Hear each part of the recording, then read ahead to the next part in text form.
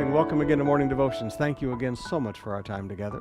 The Apostle Paul was a very strong man, and I often wonder as I read his writings, would he have been one of the A-class speakers today? Would he have been one of the popular televangelists today? I don't think so. Paul was a very straight talker. He wanted people to go to heaven. He didn't want people to follow him. He wanted people to follow Jesus. Now he looks at some of the people one day and says in verse 19 of Romans 9, "You say to me then, why does he still find fault? For who can resist his will? But who are you, O man, to answer back to God?" Now I just want to explore that thought with you for a moment. Who are you to answer back to God?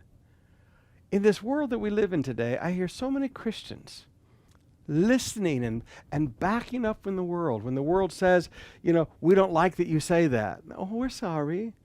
We don't like that you say that. Well, we're sorry. We don't like that your Bible says this. We're sorry. And I even hear pastors today saying, don't read the Old Testament. Don't read the Gospels. Only read this passage over here.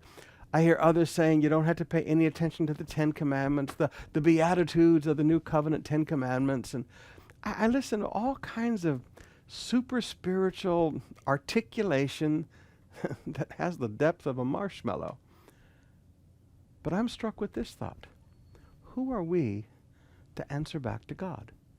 If God says something is wrong, I didn't say the preacher. If God says something is wrong, then it's wrong. Now, I'm a funny person when I buy Bibles.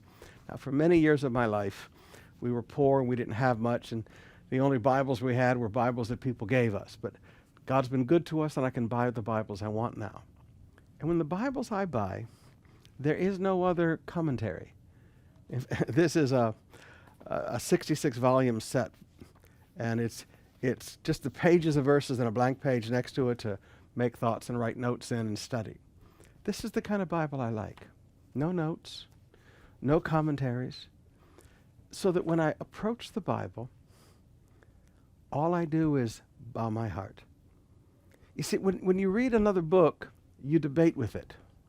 No, that's not quite right. No, they didn't add this to it. No, he's a little off there. We always debate and challenge what we read in books. And I read a lot of books.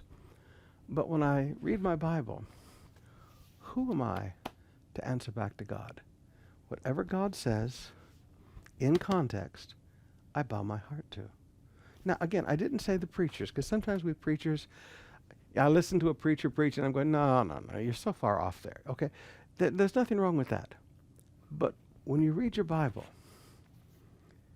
whatever he says is right. And I don't answer back